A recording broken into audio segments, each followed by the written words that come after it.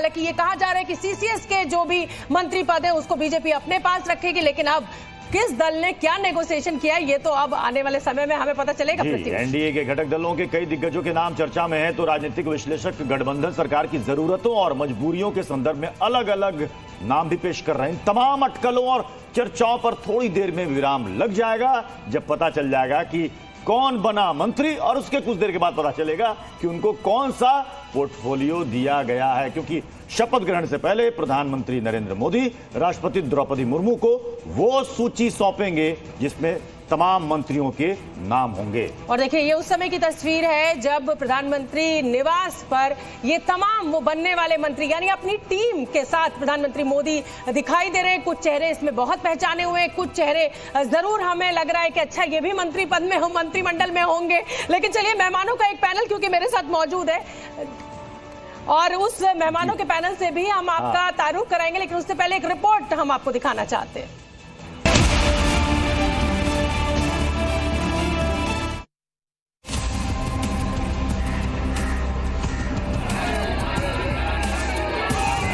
देश के लिए गौरव भी है कि नरेंद्र मोदी जैसे प्रधानमंत्री तीसरी बार शपथ लें।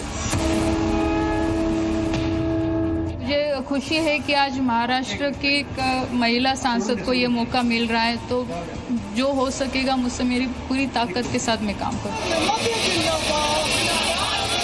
हारने के बाद एमपी तो वैसे भी बहुत जीते हैं और मुझे मौका देना ये है भी प्रायोरिटी पंजाब है कहीं ना कहीं प्राइम मिनिस्टर साहब की। एनडीए की जीत आंध्रा में हुई है और देश में भी हुई है, तो केंद्र नरेंद्र मोदी के सहायता से आंध्रा को आगे बढ़ाना चाहते हैं। मेरे पार्टी का एक भी मेंबर ऑफ पार्लियामेंट लोकसभा में नहीं होने के बावजूद भी मुझे मंत्री पद मिल रहा है, इसको बहुत ही अच्छा महत्व है। हम एनडीए में हैं तो एनडीए में बिना शर्त समर्थन किया है और हम लोग कहीं कोई डिमांड नहीं रखते। सम्मानीय प्रधानमंत्री जी ने भी लगातार तीसरी बार मुझे अपनी टीम में शामिल करके देश की सेवा का सौभाग्यपूर्ण अवसर दिया है।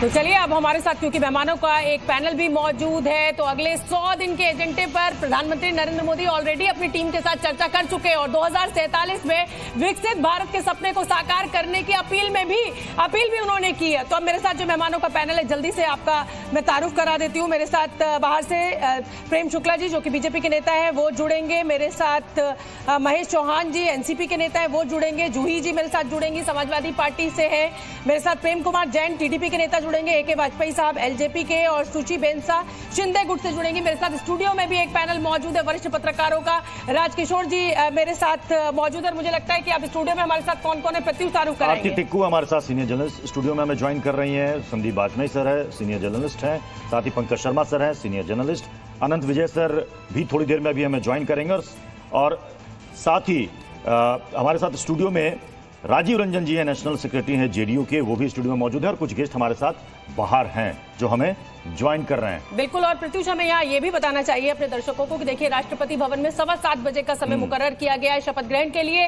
तमाम मेहमान जो है वहां उनके पहुंचने का सिलसिला शुरू भी हो चुका है। हमारे जो रिपोर्टर्स हैं वो इस समय फील्ड में मौजूद हैं। जैसे ही कोई हमें सबसे पहली तस्वीर वहां से मिलेगी वो भी हम बीच बीच में आपको दिखाते रहेंगे। शुरुआत में राजीव रंजन जी आपके साथ करूंगी, आपकी तो लॉटरी लग गई देखिए ये, लेकिन आपका जवाब लूंगी, लेकिन अभी मुझे ब्रेकिंग, देखिए 2 घंटे 15 मिनट बाद ये शपथ ग्रहण समारोह शुरू हो जाएगा 7:15, जैसा कि मैंने अपने दर्शकों को बताया। राजीव जी आपकी तो बल्ले बल्ले, जैसे कहा जाए कि उंगलियां घी में और सिर कढ़ाई में।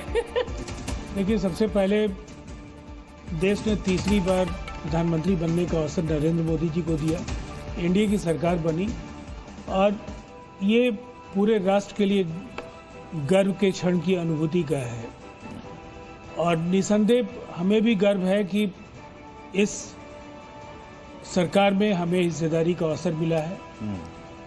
जो जिम्मेदारियां हम लोगों के समक्ष होंगी उसको बेहतर तरीके से पूरा करने का काम करेंगे। लेकिन विपक्ष तो उम्मीद है कि आपको अटल जी के समय वाले नंबर्स होंगे आपके कैबिनेट में? नंबर तो वही है, नंबर वही है, लगभग वही नंबर है। पोर्टफोलियो नहीं, पोर्टफोलियो वगैरह पर तो अभी क्या बात करनी है, इसलिए कि रेल मंत्रालय चाहिए या नहीं चाहिए जेडीयू को? चाहिए या ना चाहिए ऐसा सवाल वाजिब नहीं होगा, इसलिए कि ये कैबिनेट का गठन और विभागों का वितरण ये ठीक है, माननीय प्रधानमंत्री जी का विशेषाधिकार है और निसंदेह जो भी फैसला करेंगे वो सोच समझ कर करेंगे। जो जिम्मेदारी दी जाएगी उसको हम लोग पूरी प्रेम शुक्ला जी का ईमानदारी रुख से कर करेंगे। लेते हैं। प्रेम शुक्ला जी का रुख कर लेते हैं। प्रेम शुक्ला जी देखिए यहाँ पर अच्छा जुड़ेंगे हमारे साथ राजकिशोर जी। अगर मैं आज जो नाम निकल कर सामने आ रहे, देखिए वो तो जब मंच पर मेहमान पहुंचेंगे तभी पता चलेगा कि किसको क्या मंत्रालय मिल रहा है और कैबिनेट का क्या स्वरूप रहने वाला है। लेकिन अगर मैं सबसे बड़ा सरप्राइज मानूं एक चेहरा, और जो आपको मालूम था कि नहीं ये चेहरा तो होगा ही होगा, तो कौन से वो दो चेहरे? स्वाभाविक रूप से अमित शाह और राजनाथ सिंह, इन दो के अलावा और कौन हो सकता है? सीसीएस में तय था कि ये दोनों चेहरे रहने वाले हैं। हालांकि काफी चर्चा चल रही थी। लेकिन जिसके चेहरे पर आपको सरप्राइज हुआ हो, कोई चाहे बाहर के दल का हो चाहे खुद बीजेपी का हो? नहीं, कुछ लोग के न होने पर सरप्राइज जरूर है, लेकिन ऐसा कोई चेहरा मुझे इसमें नहीं नजर आ रहा था जिसको मैं कहूँ कि बड़ा सरप्राइजिंग एलिमेंट है। ऐसा तो कोई दिखाई नहीं पड़ा। रवनीत सिंह बिट्टू जब पंजाब से आए तो ये माना जा रहा था कि पंजाब में 18% वोट मिला है भारतीय जनता पार्टी को, भले ही सीट ना मिली हो। और चूंकि वो बेअन सिंह के मतलब वो पोते हैं और कांग्रेस से आए हैं और वहां कांग्रेस का प्रदर्शन बहुत शानदार रहा है पंजाब में, ऐसी स्थिति में ये फैसला लिया गया। हालांकि मुझे लगता था कि शायद अमृतसर से, चूंकि जो संधू जो चुनाव लड़े थे आईएफएस ऑफिसर हैं, उनकी ज्यादा चर्चा चल रही थी, लेकिन उन्होंने हरदीप पुरी को कायम रखा और उसके साथ में रवनीत सिंह बिट्टू को लाए। कुछ सोच समझ के किया होगा, लेकिन ऐसा लग रहा चूंकि एसजीपीए के उसके संस्थापक अध्यक्ष थे संधू के फादर, लेकिन वो रवनीत सिंह बिट्टू को लाकर उन्होंने ये सुनिश्चित किया जो सक्रिय राजनीति में वहां पर एक बंदा है, शायद वहां पर वो अपनी स्थिति सुधारने में कामयाब हो, क्योंकि वहां पर कांग्रेस ने बहुत शानदार प्रदर्शन किया। तो आने वाले समय में ये उनके लिए चुनौती है। तो कांग्रेस के एक बंदे पर उन्होंने संदीप वाजपेयी सर एक और नाम है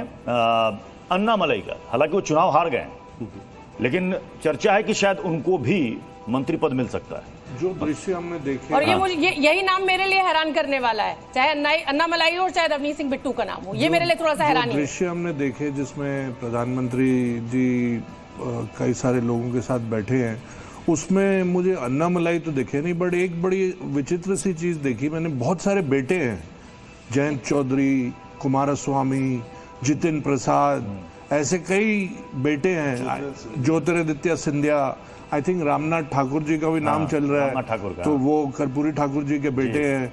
तो येरन नायडू जी के भी बेटे हैं, वो भी बहुत मतलब ये बेटों का कैबिनेट काफी तौर से लग रहा है मेरे को।